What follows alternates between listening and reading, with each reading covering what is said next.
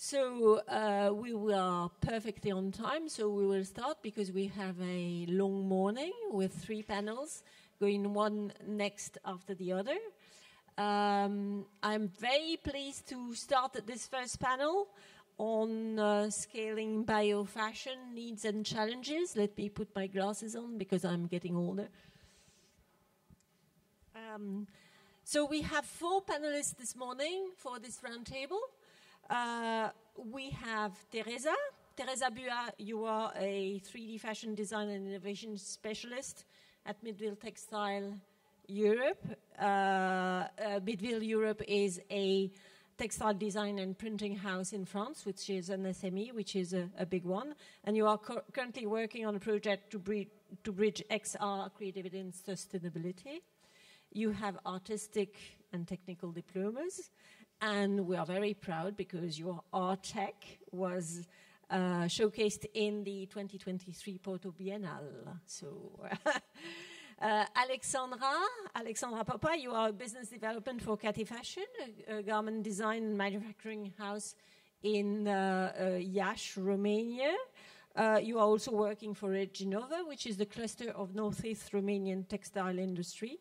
And you are currently working on EU-funded project on sustainability, digitalization, and industry resilience.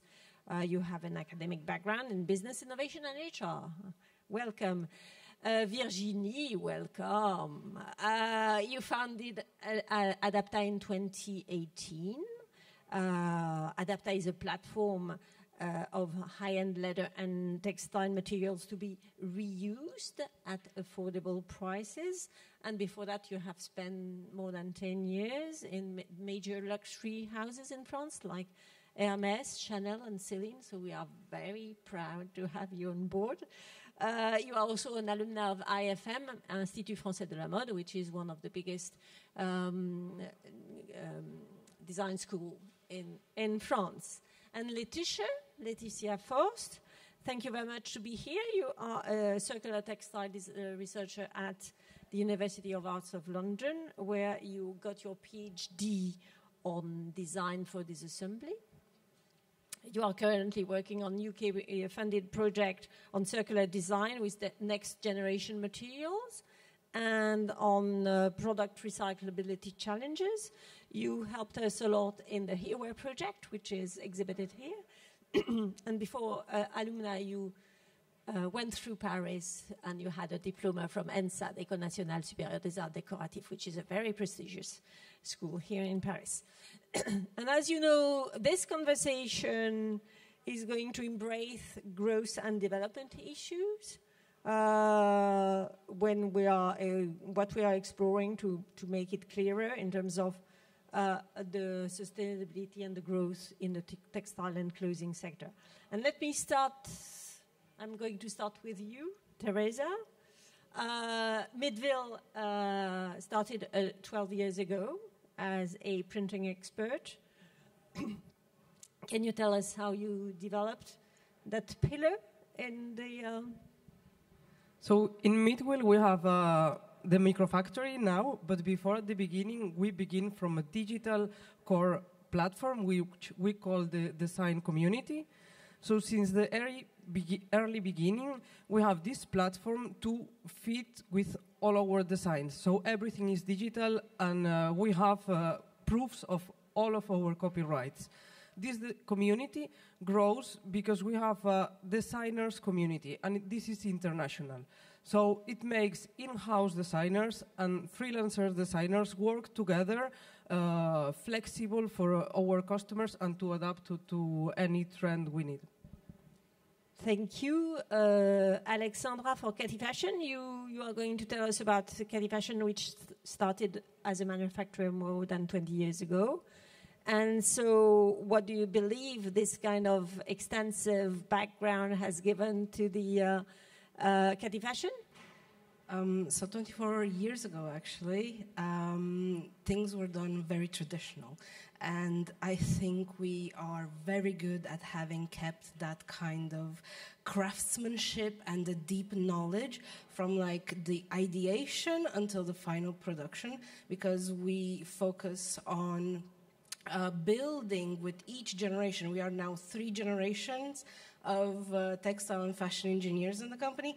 With each generation, we took that base, that traditional base, and we built upon it, we innovated upon it to reach this holistic practice so that our clients have support from the very start of the idea until they reach the final collection and the final product in their hands. Thank you. Virginie, Adapta, you founded Adapta in 2018, as I said. Mm-hmm. Can you tell us a bit more about why did you start it, and could you share a bit more about your journey since there?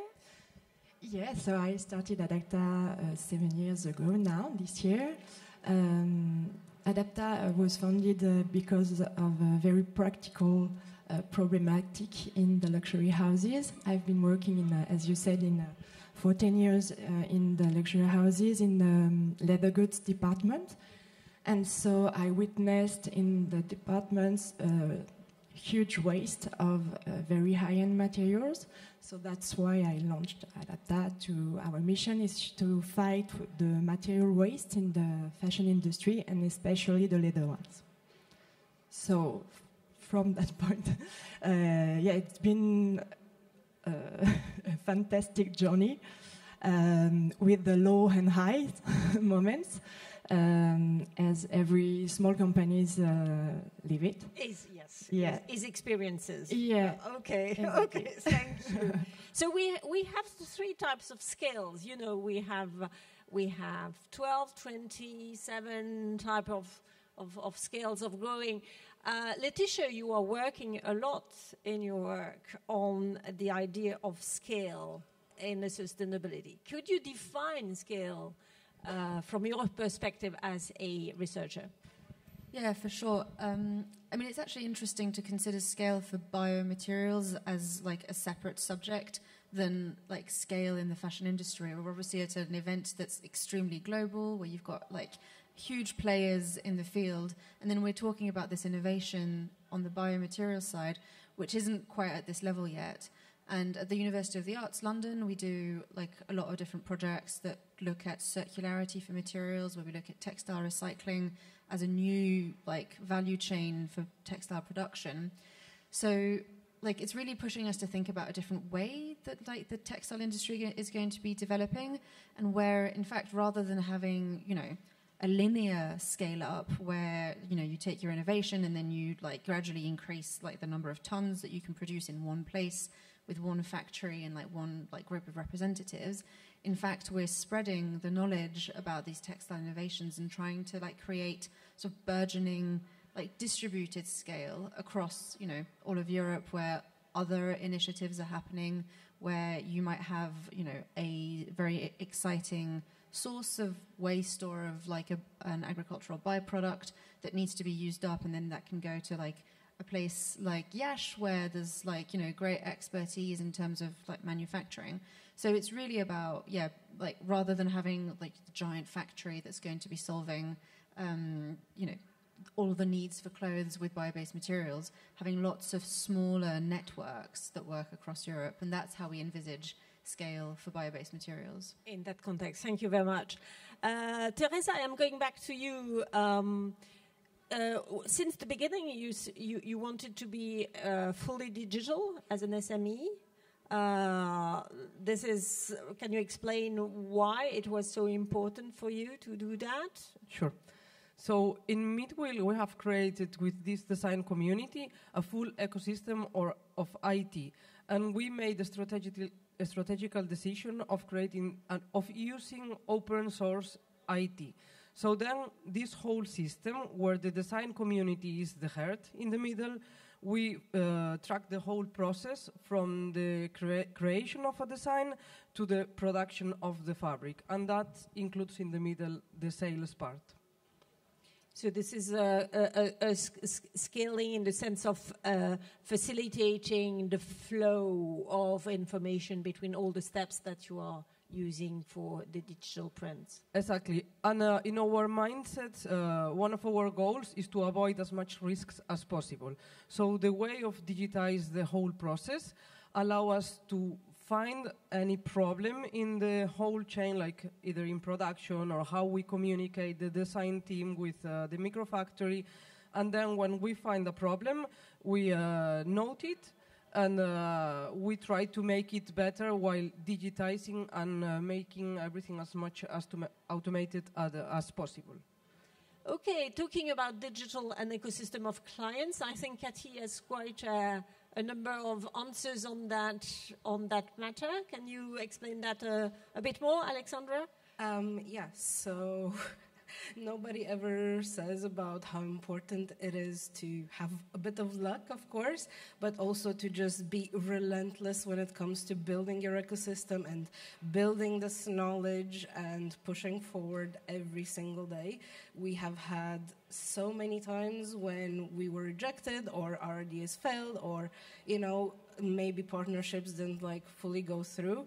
But at the end of the day, being able to just push and learn and push yourself to grow is so important. And as you know, there are so many challenges in the industry, so a lot of traditional mindsets, a lot of traditional practices that we have to always overcome and always fight for this push towards innovation, this push towards sustainability. And I think here where was actually one of the first breakthroughs we've had, that was one of the best first steps for building this ecosystem. And from there, it was just growing and connecting everyone and making sure we can learn together and, grow together. Because at the end, that's what it's all about. Thank you. Virginie, we have been talking about ecosystems of designers, ecosystems of clients. Can you tell us a bit more about your ecosystem and the challenges that you find in developing your ecosystem? So in fact, it's very challenging indeed. As we have a very large variety of clients, it's from the fashion students that needs only one skin to the bigger brand or supplier that needs several hundreds of square meters. So that's a quite big challenge to afford a solution that can match any needs of each ones. So for the smaller clients, small designers, the students, the artisans, that's a very it's like Christmas to them because there is no minimum of quantity, the prices are low, the quality is high. It's very flexible, adaptable, so that's okay. But for bigger brands, we need to match tape processes. That's a big constraint because we have limited quantities in a limited time, but we have also lots of advantages. So that's why we succeed in working with them at the end, because the first advantage is that in terms of supply chain and logistics, the material is very fastly available, obviously because the production is already done. In terms of after-sales services, the skin that the clients are using for the samples is the same as for the production, so there is no difference. In terms of avoided impact, it's very important to them because our solution is avoiding an impact as our clients are not relaunching a new production of materials. They avoid specific impacts to the planet. So we try to, anytime we work with bigger clients, to calculate that avoided impact. We have a very specific offer to the bigger clients. That is our sourcing on demand. That is really matching their needs and processes. So, and of course, we can afford. Unfortunately, I would say, because it's not a very good news, we can afford big quantities per reference as well. So that's why we can work with the bigger brands. Okay, thank you. Behind these ecosystems, there is definitely a strategy a strategy about how you develop yourself, how you develop your clients. Can you tell us? Do you have some views about the strategies which are behind literature? Well, all these ecosystems can be quite difficult to navigate for designers, not necessarily knowing that there is all this innovation available, that they can go and source their materials from alternative places rather than working with the people that they've always worked with. So as part of the Hereware project, we've really been working on trying to develop tools to support designers to navigate this space when we're looking at bio-based materials, local systems and circular principles, and trying to understand how those map against things that are maybe closer to the creative process. If I want to manufacture locally, how does that fit in my design process? If I want to use different materials, how does that work in my design process? So we've really taken this full life cycle approach, which I think is something that really resonates with a supply chain that is already multiple different stages of a product's development, and really make that visual, make that more understandable, so that it can then be implemented in the design process. We've really focused on designers as key change makers in the industry, and making sure that they have this 360 view of the innovation that's available. Yeah, designers who can work in all kinds of different contexts, from very small to very large companies. My last question will be for you, Teresa. We are talking about, still developing a lot of biomaterials in Meadville. Can you tell us what are the new biomaterials that you are developing in terms of printing and dyeing and things like that, and how you see the future of that? So we were working in Hereware also with most of you, and we can see here our new developments together with Centexbel. Then these innovative projects allow us to see some gaps in the market, but it's a quite earlier stage at the moment to go for this bio-based and local source. Anyway, our clients, what are demanding is to have certifications, eco-production, and some of them, they are only buying ecological production at the time being. So now we have this type of production. We offer it from little quantities, and we adapt to any customer. We are flexible from 5 meters to 5,000 or even more. And nowadays, in the last months, we implemented a new machine, the pigment print in industrial size, because we are seeing this, let's say, a gap, or it's our new challenge. We want to reduce 1/3 of CO2 and pollution in our microfactory by reducing water and more chemicals.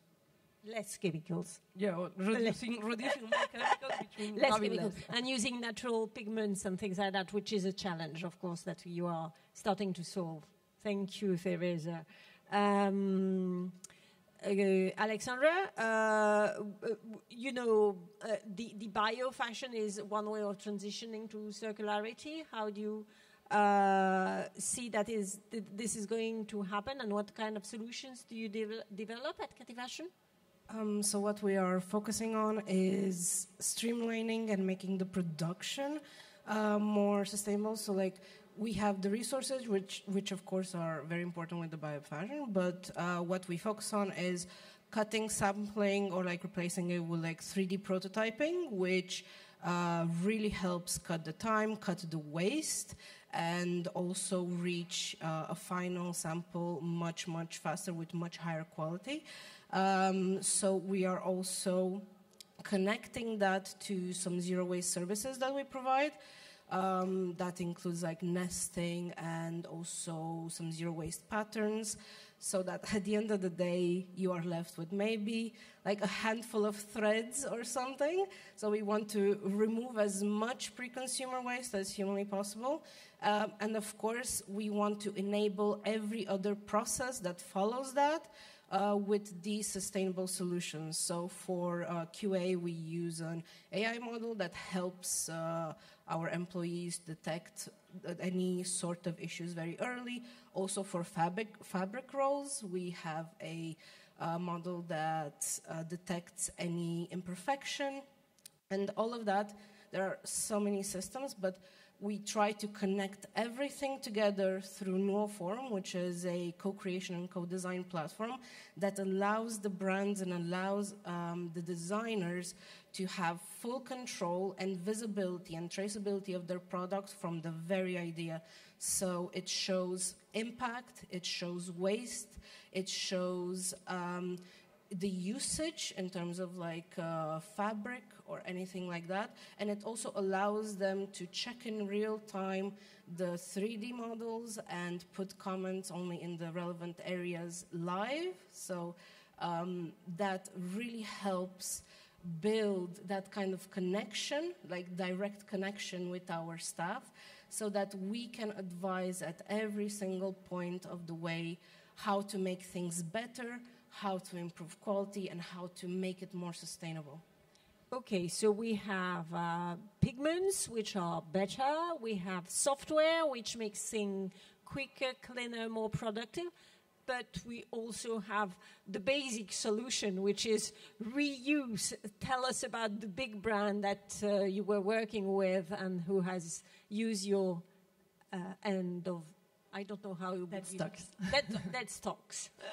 So we've been working with a very large variety of clients, and among them we have, I don't know if you know every one of the brands, but we have brands like premium brands, even more mass market brands such as Mage, Bash, and even more luxurious brands, but more small couture houses like Patou. So to work with them, I'm always talking about bigger brands, not because we don't want to work with lower brands, but it's just that, of course, our impact will be much more important if we work as well with bigger brands. So we created a specialized solution that is sourcing on demand. So we have created a special process for that. The first step is that it's an offline process. As we afford most our leathers without minimum of quantity on our website, we have also this offer, but offline. So all the brands can give us a brief that is a creative brief that can be a special aspect of the leather they want, the volume, and so on. So from that moment, we go for hunting those treasure, as we say, in the dead stocks of the luxury houses. They are suppliers of the other tanneries in Europe. And so from that moment, we try to select and to make a curation, let's say, of what we found, and we present it to the brands. So the brand at this point of the process will select maybe one or two references. We order one or several skins to the supplier, and then the brand can make some samples to validate within their company the proto.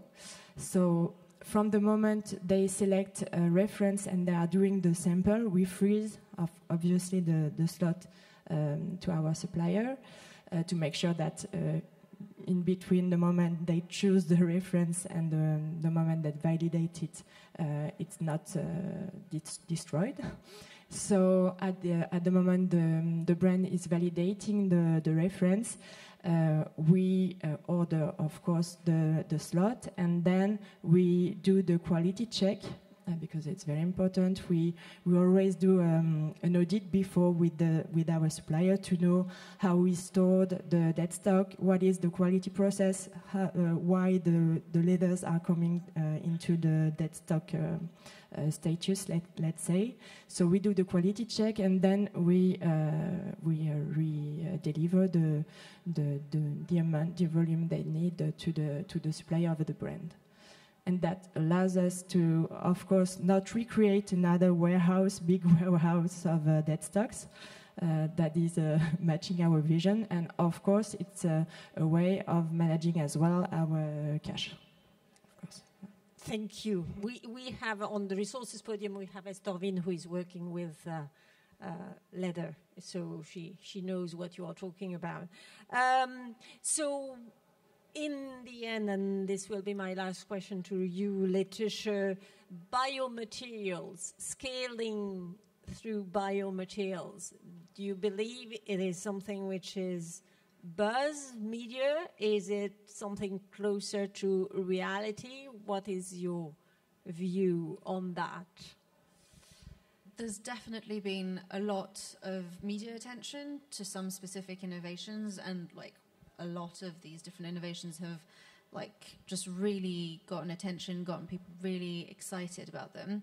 But there's a real lack of transparency around what is actually happening, and like, is that actually available to designers? Like, one of the big questions we get when we like are speaking about this space in like commercial spaces or even like with students is like, okay, like when can I get this? And a lot of the time these very exciting materials are just not available commercially, or definitely not for a price that the person who's asking the question can get them. So it's really important to try and like dig beyond that lack of transparency, and like digital tools can like really help to like understand how these materials might fit, or the ones that are available might fit, like how they might fit within the flows of like product development that like your company needs. And on a sort of more design-led or like maybe more experimental scale at the University of the Arts inside the Hereware project, we developed this suite of tools that are really there to help designers understand like the material landscape and try and really like know how to ask the right questions, and maybe not be completely, you know, like lost by all the poster like innovations that we're seeing, like, you know, where you see an amazing product that's like the result of a collaboration between this like star designer and a startup, like trying to like understand to go a little bit further than that and understand the processes in the material development, understand how the materials like might be different to the ones that they're used to work with. So all these like tools that we've developed are really there to support designers to like take control of that innovative space. Yes, this is very important for scaling, because you need to understand what you're using and what you can do with what you have. So overall, and after having listened to the different intervention, what would be your final word or your recommendation or your proposition for, you know, scaling biomaterials in general? What would be, Teresa? So first I would like to make a comment, because I like to see these synergies and how we grow, because we kind of have similar paths. And I feel kind of midway in between of what Alexandra and Virgin they say in terms of being flexible for customers, in terms of sizes, and also I think biofashion will come also with this digitization I talked before, because we are also using 3D configurators and garment simulations to visualize the final product, and that allow us to reduce drastically the sample production, which means that we avoid having at least the 2 first samples. So then we could have better materials if we use less. And I would like to say that Midwheel is a French microfactory, flexible for any customer request, and having a big portfolio of eco and not at the moment a big portfolio of bio-based fabrics, but yes, eco and certificated sustainable. And we are glad to welcome anyone that want to talk about innovative ways to work and grow with any customer that would like to grow with us together.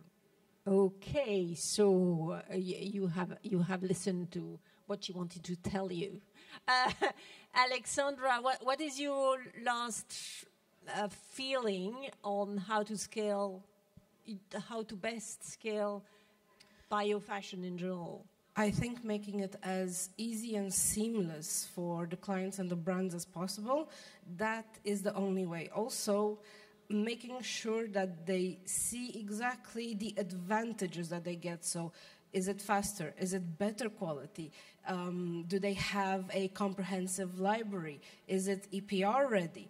All of that, I think, contributes heavily to getting them to adopt these solutions and make them the new normal, because otherwise innovation is amazing, it's great, but it has to bring real value to our clients, and that's what we are focused on. We never innovate without having our clients' needs and their input in mind. Thank you. Virginie? Yes, you said the designer needs to have more transparent vision of what is existing in terms of material solutions. So to get that visibility, I would make a call for the bigger brands, because we are working with them, but sometimes it's just for one shot. So we need to have more long-lasting collaboration to get more visibility and to really have the visibility to scale the project, to have more impact, and to get this solution of reusing materials. That is the first reflex that we should have at the end, even before recycling the materials. So I would say that, yes, as we don't have a permanent offer, we really need to have more involved bigger brands in that kind of solution, because without that, we cannot, we cannot predict a bigger scaling in the future. So yeah, I would say that we really need to build more partnership, more strong partnership with bigger brands. Thank you, Virginie. Laetitia?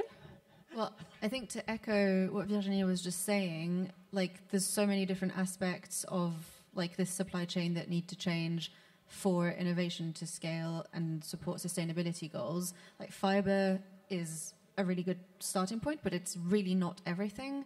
We need to understand how like sustainable, although that's a sustainable fiber doesn't exist. It's all about how it's applied, how it moves through like the whole value chain and the whole life cycle. So it's about understanding how the materials that offer us like impact reduction on multiple different indicators can then be like circulated in the most effective way. How can they be used in systems that don't waste through like the creation of multiple different prototypes? How can they be adapted into like zero pattern cutting principles? And how can they be used for a really, really long time in the use phase before like going to reuse cycles? And we already know that doing that with bio-based innovative materials is a little bit different from doing it with like your conventional cotton and your conventional polyester, because the systems are a bit different, they're emerging. So it's really about like finding your bearing, getting the right collaboration to navigate this system with these new components inside of it. This echoes what Carol was speaking about at the beginning of this morning about the Valley of Death, which is, between the moment where you have very little prototyping and when you reach to the industry, you have to reconnect all the actors on the value chain to be able to together make this breakthrough in terms of biomaterials. So that's the end of this panel.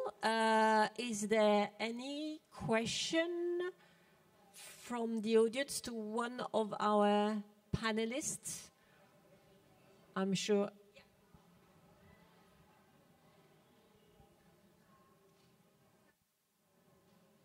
Does it work? Yes. Hi. I have a question for Virginie.